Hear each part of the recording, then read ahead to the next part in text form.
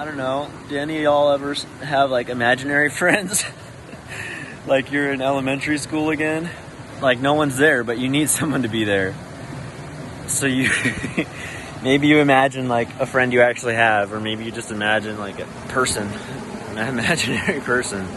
And I pictured, you know, in those moments, like wishing that there was someone there to hold space and hold space for each other. And I was like, what would someone say to me, any reasonable person say to me, sitting here eating my bowl of garbanzos through tears? And I don't know what they would say, but my imaginary response was that if I hadn't learned to eat through grief, I would have starved a long time ago. Like 20 years ago, to be exact. I'll turn 37 this year. When I was 17, I learned about, that's when the bubble broke. That's when the illusions were shattered. I learned about Darfur, Sudan, and I saw the photos of the starving children, and I read about what was happening, and I looked at society around me, and I said, fuck all this. I didn't say that actually, because I was like such a snowflake that love was about the only 4-letter word that was in my vocabulary. But I was like, this is not it.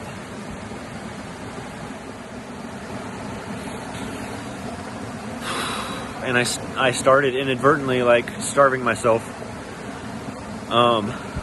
This is gonna sound stupid, but this is what happened. I tried to research like, how do we feed these people? Kids cannot be starving to death. This is how do we feed them?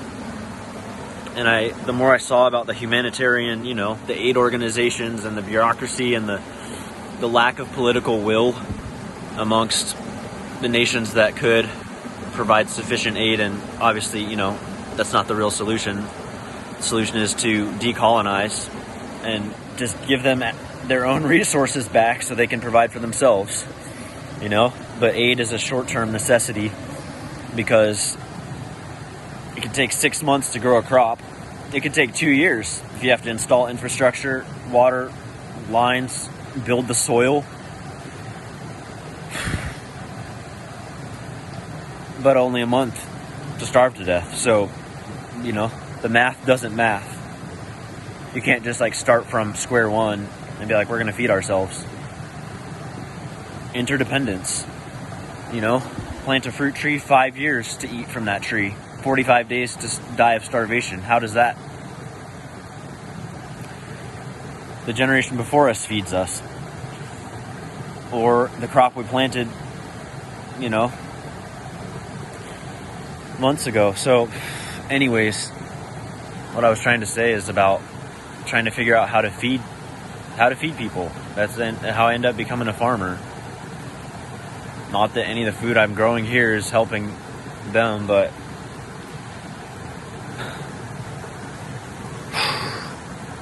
and there was no immediate solution. It was like best case scenario, 5,000 kids are still going to starve to death today. Or die of, you know, lack of clean water. Best case scenario, maybe next week it'll be 4,999. Maybe by this summer we could lower that number to like 4,990 on average, and so on. Like, it's not going to happen overnight. It could, but it's not, and it still hasn't. Thousands of children starve to death every day or die of excruciatingly painful waterborne pathogens. God, I had a relatively mild, but it kicked my ass last year from bad water. And God, I couldn't eat for weeks, and I struggled to put weight back on. And I'm sorry, I know my struggles are trivial compared to people with real problems. That's an expression people use. Like, some people in the world have real problems. And they're right. They're right. First world problems, but I've successfully co-opted some of the global, sort of like adopted some of their problems. into my own being. Yeah, I guess global south is the best term now.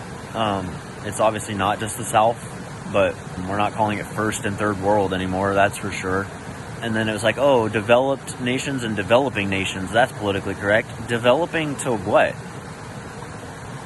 Towards the same colonial, industrial, insane paradigm that we live in? That's development. Anyways, I'm gonna try to hone in here on what I wanted to communicate. Fuck it. I'm just gonna say whatever I need to say today, because I can't just suppress it all the time. I know that my struggles are trivial compared to theirs, but that doesn't mean that they're not crippling me sometimes and keeping me from showing up for them, which then my problem sort of becomes their problem, because I'm trying to show up for them and I can't because I'm handicapped by my own overwhelming grief and health challenges from sleep deprivation and etc. Then I have to stop, and I think I might have to do this periodically. Once in a blue moon, I might need to just come on here and like tell you what I'm going through, because if I don't, it just builds up and builds up until my ability to show up for anyone else diminishes and diminishes and diminishes until I'm like, put me in a cave somewhere and don't talk to me for like 6 months, and then I'll come back. But that's not a thing. But I don't want to take up too much space with my first world problems. My privileged problems is probably a better term for it.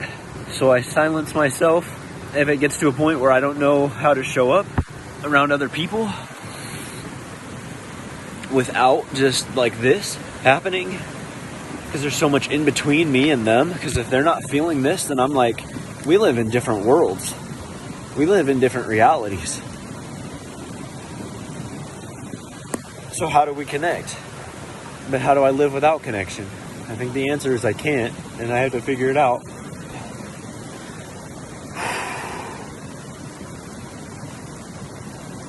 To make a long story short, I got stupid, and I was like, all right, well, if there's no way to fix this, then maybe we're missing something. And there's some like, I went on this total spiritual bypass journey of like, if this system doesn't work, maybe there's I went into like magical thinking, and I read about yogis who supposedly could live without eating, or like live with barely eating, because they developed their like chi, their prana and whatnot, and so they could live, they could live on like a fraction of the food that most people would need. So I tried to do it. I was like, well, hell, if I can't deliver 1 million tons of grain and then the fertilizer, seeds, and implements so that these people cannot starve to death, what can I do? What if maybe I can figure something out that can help them without needing the system? So I tried to learn how to live with like eating as little as possible.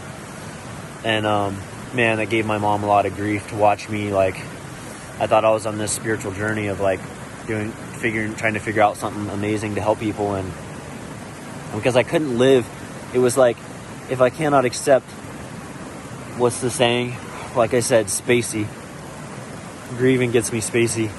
I don't know what source I need to cite, but I ended up writing it in one of my poems called Unacceptable, and I said, I am no longer accepting the things I cannot change. I will seek to change the things I cannot accept, or I swear to God, I will die trying. Well, as it turns out, the probability of dying trying was higher, but I tried. Yeah, so I stunted my growth and stuff. Yeah, I was like, I'm like 5.5 feet. When I hit 99 pounds, I knew it was game over. And I started to turn it around and accept that it was a fantasy. But I think the harm was done. And I think some grief maybe is just like etched into my cells about that kind of, but it's no big deal. So then I was like, well, then fuck it. We got to grow food. So I became a farmer, a farm worker mostly, which is kind of two different things, but in some cases, ideally not, because it's more of a hierarchy when there's like the farm owner and then the farm workers. It's better if like the people who own the farm work on the farm, like cooperative kind of stuff. But so I've been trying to grow food ever since, but my body's pretty worn out. I'm too young to be worn out. I don't know what happened. White fragility, I guess. Not just a mental, emotional thing, it turns out. It's a physical thing too. At least in my case.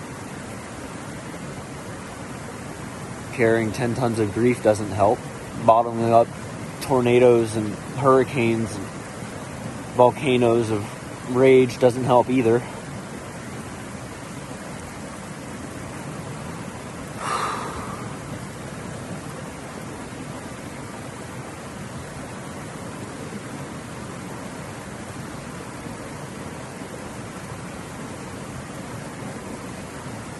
But anyways, yeah, pretty much one of the only things that really consistently gets me, discharges my nervous system and gets me regulated so I can eat and sleep is to go running, especially if I can get it on a trail in nature. It's 10 times better. So I run, and I got to where I couldn't even run. I remember one day going on a run. So I was only 30 at that point, and it had been a hard farm season. Note to self, don't wait until the weeds are big enough that you have to pull them on your knees for 9 hours a day.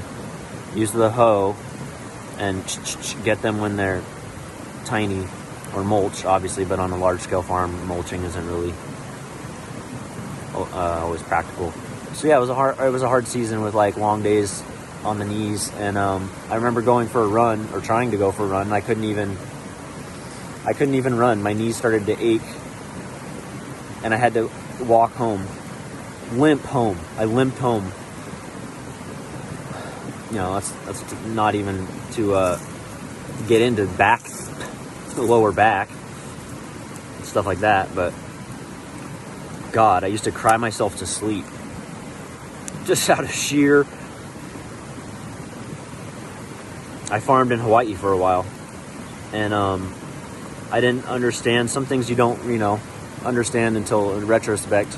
So I didn't understand it all, but I knew then. It was a lot of like what I'm talking about right now, which is that there was only one way I could be there and be in integrity, which was to work the land, and not just work the land, but to. I'm gonna move a little bit. Change up the scenery, was to cultivate the traditional Hawaiian crops and to support. We were growing the kalo, it's the Hawaiian word for it, also known as the taro. We were growing that to provide, and we provided the crops to Hawaiian poi makers. Poi is like they pound it up and it ferments like yogurt, kind of, and like that, and fish. It was like they lived on that. Coconuts. So I was. I don't belong there, obviously. Hawaii is an illegally occupied nation. It's occupied by the United States, just like the entirety of the United States, obviously. But Hawaii is like kind of a peak because it's so small. Honestly, if you're not native in Hawaii, get out. Get on the fucking plane. One-way ticket. Get out. Donate. If you own land, give it back to the Hawaiians. I'm going a little walkabout. I think I need to keep it moving. It's so small. Obviously, they need to speak for themselves. But what I just said is like what I've heard from I wouldn't say that unless I had heard that from Hawaiians, which is 100% justified. Also, it's true that there are others in their immeasurable grace, there are other Hawaiians who welcome people. They say, come, we want to teach you, we want to show you aloha. Because we see the world needs more aloha. The world needs unity, and to share. Some would translate aloha as a greeting, or as benevolence, or as love. The literal meaning is aloha, is to breathe together. That's why they would place their foreheads and their noses together and breathe the same air. And they want to share that because they see that the world needs that. So of course I respect that. And I respect, anyone who is working in cooperation with them to support their needs. I don't know how loud this creek is on this, so I'm gonna just come over this way. And I didn't really understand, I didn't have the grasp that I do now of colonialism at that time. But I was just in the lo'i. It's like rice paddies, but that's where the kalo is grown. Just barefoot in the mud, back bent, like you're ripping these roots out of the mud. And it is, I will tell you, no other white people were out there for more than they were like eco-tourists. They would go and maybe they wanted to see what it was, and they would help, which is cool. Better than going, to some freaking resort and just being an oblivious tourist. But I guess it's turning into an autobiography or something, but so be it. It was basically just Filipino or Hawaiian folk who would be out there.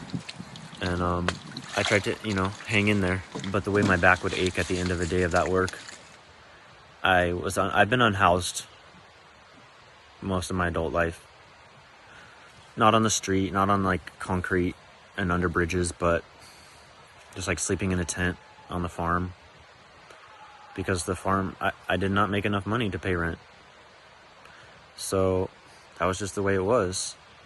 I could have gotten some quote normal job at a store or something, but I would have gone out of my mind and, rented a place. But farming, it was every dollar I made had to go back into the farm just to keep it going.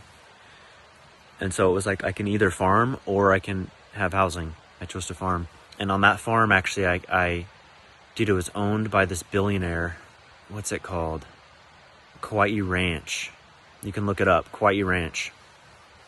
Some fucking billionaire who owns this whole valley and this whole mountain. The McCloskeys. Fucking McCloskey colonizers. Anyways, they owned this place, and it was oh, you can't have people sleeping on the farm. So then I'd have to ride my bike every day across the highway to Keolia Beach, and I would go in the grass and roll out a pad and sleep there. And I had a tarp next to me, so if I woke up at night and it was with raindrops on my face in my bed, I would just grab the tarp and pull it over me like a blanket, try to go back to sleep. Emphasis on try. Self-neglect is not the way. You will not stay strong for the movement if you neglect yourself. Learned that the hard way. God, I'm still learning. Eventually I was what if I pounded 4 stakes in the ground and put up a mosquito net. That was a problem too. And then I could put the tarp over that so it wasn't just on me as a blanket, because it's actually loud. It's like a drum. If you ever slept under a tarp with it's right on your face, you put a pillow right here, so it's 2 inches off your face. It is like a drum. It's not helpful, especially for a light sleeper like me. But oh, here's a trail. Let's go on a walkabout.